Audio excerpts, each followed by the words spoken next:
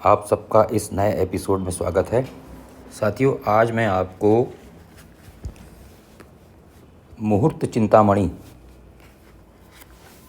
चिंतामणि नाम की अपनी जो हमारी ज्योतिष की पुस्तक है, और इस पुस्तक को जो मेरे पास है आचार्य रामचंद्र पाठक जी, उनके द्वारा टीका लिखी गई है।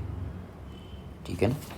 तो उस पुस्तक के अनुसार कर्ज लेने और देने का मुहूर्त, इसके बारे में एक छोटी सी जानकारी दूंगा। तो उसमें क्या है कि ऋण इत्यादि देना या व्यापार में लगाना, मतलब हम पैसा हमारा जा रहा है, व्यापार में जा रहा है या ऋण में जा रहा है। तो इसमें लिखा हुआ है कि इसमें एक मैं चीज़ पहले आपको बताना चाहता हूँ कि आपको इसके लिए पंचांग की आवश्यकता पड़ेगी। पंचांग मतलब मैंने आपको पहले ही बताया था ना कि मोबाइल में पंचांग आ जाता है, बहुत सारे सॉफ्टवेयर हैं फ्री के, तो आप उसको डाउनलोड कर सकते हैं और उसमें आज का पंचांग खोलेंगे तो आपको सारी इन्फॉर्मेशन, कहीं नहीं जाना है, सिर्फ 1 मिनट के अंदर सारी इन्फॉर्मेशन आपको बहुत आसानी से, कोई आपको गुणा भाग नहीं करना है, कुछ नहीं करना है, जैसे खाली पढ़ के आपको पता चल जाएगा। तो उसमें आपको कोई घबराने की या टेंशन लेने की बात नहीं है।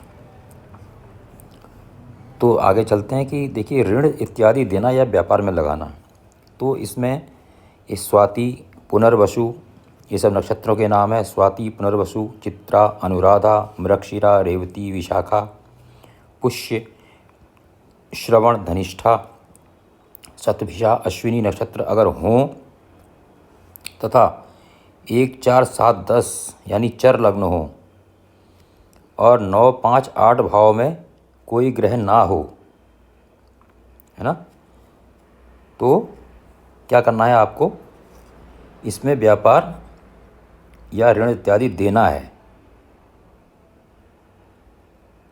ठीक है ना, समझ रहे हैं कि ये जो नक्षत्र मैंने बताए हैं, 12 नक्षत्र, 1, 2, 3, 4, 5, 6, 7, 8, 9, 10, 11, 12, ये जो 12 नक्षत्र दिए हुए हैं मैंने, ये नक्षत्र हों तो आप ऋण दे सकते हैं, व्यापार में लगा सकते हैं। और साथ में 1, 4, 7, 10 चर लग्न हो। कब हो?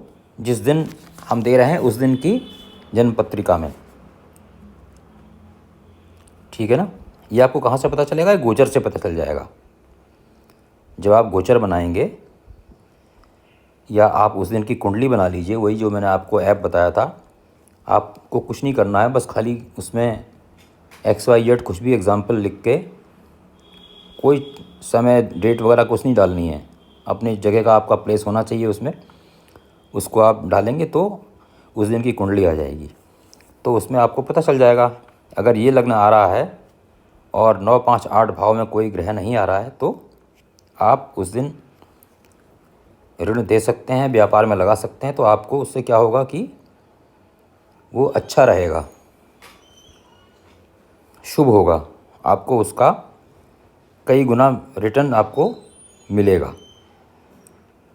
ये इसकी एडवांटेज रहेगी अगर आप इसको इस अनुसार चलते हैं। अब दूसरा इसमें इसी के साथ जुड़ा हुआ क्या है कि ऋण या कर्ज ना लें। किस दिन नहीं लेना है?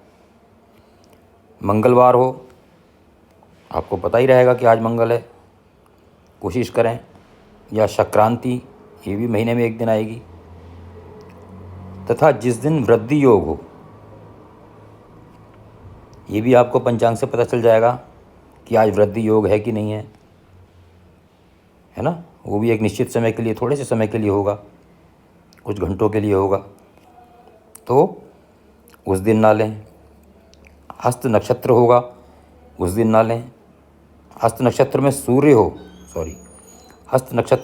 हो तथा उस दिन रविवार हो, तो ज़रूरी नहीं है कि तीनों चीज़ें मिलती हों। हस्त नक्षत्र हो सकता है, उसमें सूर्य हो सकता है, रविवार नहीं हो सकता, तो चल जाएगा, कोई दिक्कत नहीं है, ले सकते हैं। हस्त नक्षत्र में ले सकते हैं अगर सूर्य ना हो और रविवार ना हो। जब ये तीनों कंडीशन होंगी तब नहीं लेना है, तो ऋण ना लें। क्यों ना लें? क्योंकि इन दिनों लिया गया ऋण उस लेने वाले के वंश भर रहता है, अर्थात उसके पुत्र पौत्र भी उस ऋण को नहीं चुका पाते, मतलब उसके रीपेमेंट में काफ़ी डिफ़िकल्टी होती है। देखिए कुछ कुछ इसमें से आप इसको जोड़िए, लिंक जोड़िए इसमें, क्योंकि वृद्धि योग दिया हुआ है ना। तो अगर आप वृद्धि योग में लेंगे उस ऋण को, उस कर्जे को, तो उसमें वृद्धि होगी, ठीक है ना। वृद्धि होगी तो ऋण में वृद्धि होगी, तो इसका मतलब क्या है, कोई नहीं चाहेगा कि ऋण में वृद्धि हो, उसको तो हम घटाने की सोचते हैं।